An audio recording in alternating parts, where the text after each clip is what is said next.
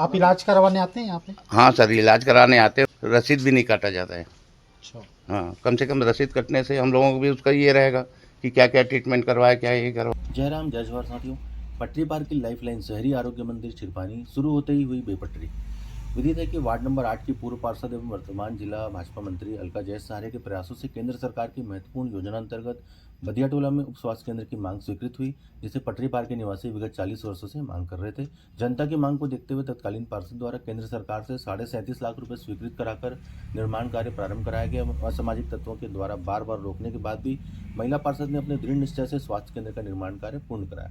उन्होंने निर्माण के समय स्वास्थ्य मंत्री के हाथों उद्घाटन की बात कही थी, लेकिन स्थानीय नागरिकों का आरोप है कि अस्पताल का उद्घाटन वार्डवासी एवं जनप्रतिनिधि को बिना सूचना दिए, बिना तैयारी की जल्दबाजी में कर दिया गया। स्थानीय लोगों का आरोप है कि केंद्र सरकार द्वारा अस्पताल के लिए स्वीकृत 37.5 लाख रुपए की राशि में से 12.5 लाख रुपए चिकित्सा उपकरणों के लिए निर्धारित थे, लेकिन अस्पताल शुरू होने के बाद भी नए उपकरण के स्थान पर पुराने एवं जंग लगे उपकरण दिए गए।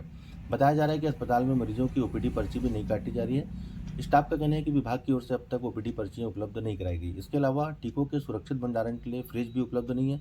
अस्पताल परिसर के चारों ओर गंदगी एवं बाउंड्री वॉल का अभाव स्पष्ट नजर आता है। अस्पताल भवन की गुणवत्ता पर भी सवाल उठने लगे हैं। भवन के कई हिस्सों में बड़ी बड़ी दरारें दिखाई दे रही है, जिससे निर्माण कार्य की गुणवत्ता पर भी संदेह व्यक्त किया जा रहा है। अस्पताल उद्घाटन में शीघ्रता के संबंध में बीएमओ सुचिता श्रीवास्तव ने जनता की मांग तथा वरिष्ठ अधिकारियों के निर्देश का हवाला देते हुए अस्पताल में बुनियादी सुविधाओं की कमी को दूर कर शीघ्र आवश्यक संसाधन उपलब्ध कराने का आश्वासन दिया। अब देखना है पटरी पार की लाइफलाइन पटरी पर कब तक आएगी। यहाँ प्रतिदिन लगभग कितने मरीजों का इलाज होता है? लगभग 20 से 30 लोग प्रतिदिन डेली आ रहे हैं यहाँ इलाज कराने। कितने गांव, कितने वार्ड के मरीज यहाँ से स्वास्थ्य लाभ लेते हैं?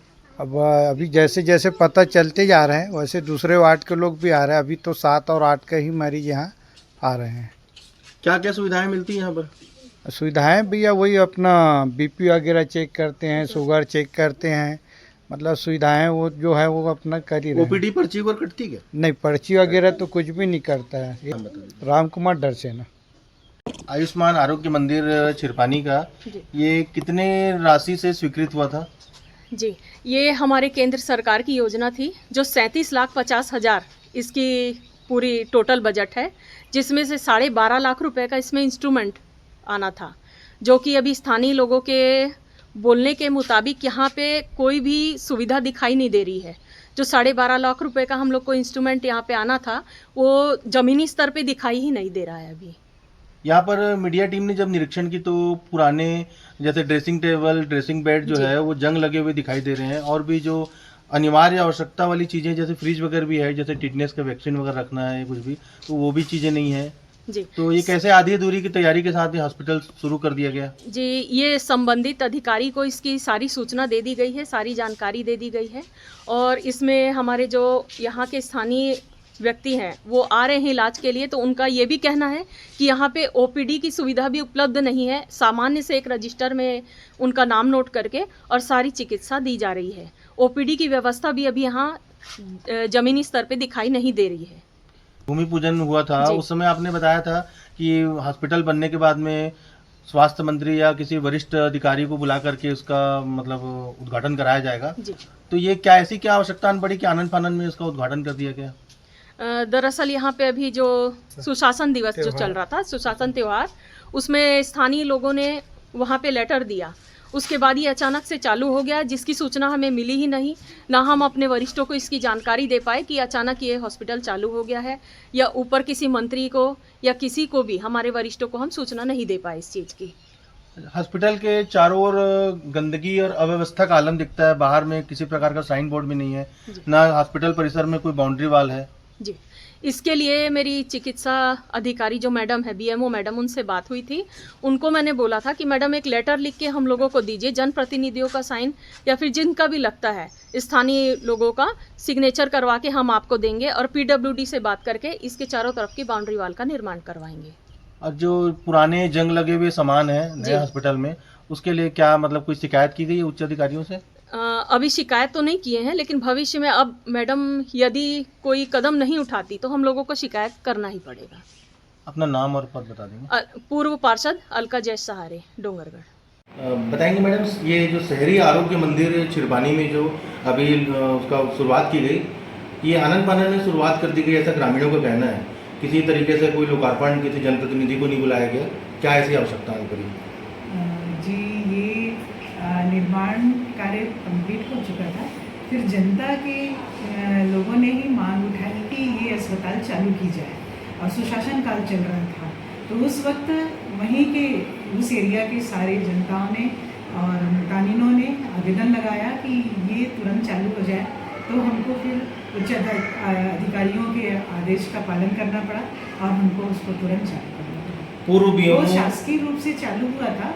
अब चाहे जनता उसको किसी भी रूप में और अपने इसे उद्घाटन करवा सकते हैं। पूर्व बीएमओ और पूर्व पार्षद के जो प्रयासों से वो बिल्डिंग बनी, तो उस समय ये कहा गया कि स्वास्थ्य मंत्री और जिले के जो प्रभारी मतलब मंत्री हैं या विधायक हैं उनको बुला करके उनके हाथों से लोकार्पण कराया जाएगा।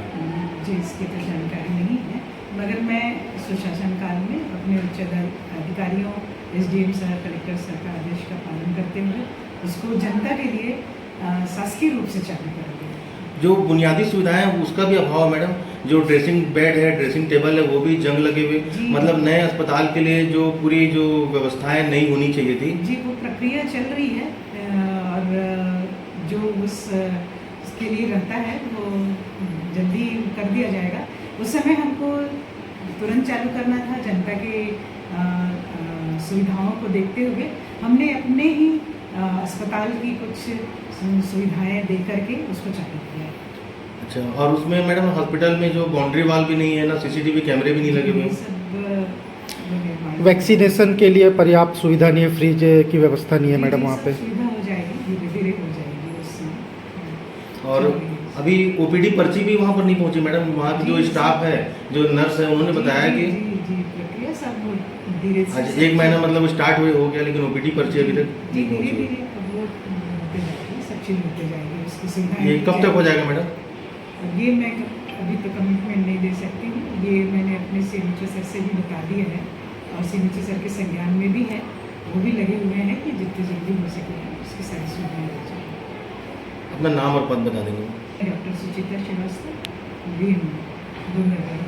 जून से चालू हुआ है, ये 9 जून से हम लोग यहाँ पे आए हैं। अच्छा, यहाँ पर निरीक्षण कर रहे हैं तो देखने पर समझ में आ रहा है कि पूरे जो सामान है ये सब पुराने दिख रहे हैं, कुछ जंग लगे हुए दिख रहे हैं, ये क्या मैटर है? ये सामान तो मतलब हम लोग जब आए तो यहीं रखा हुआ था सामान, यहाँ पर यही सभी दिया गया था हम लोग। तो क्या इसके लिए नए सामानों की स्वीकृति नहीं मिली थी क्या? हॉस्पिटल बिल्डिंग नहीं बनी तो?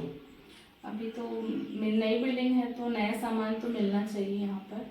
नई बिल्डिंग में तो सारी चीज़ें नई ही आनी चाहिए। आज लगभग 1 महीना होते आ रहा है, पर मतलब जो ड्रेसिंग बेड है या ड्रेसिंग टेबल है वो भी जंग लगे हुए दिख रहे हैं, इंजेक्शन रखने के लिए फ्रिज भी नहीं है।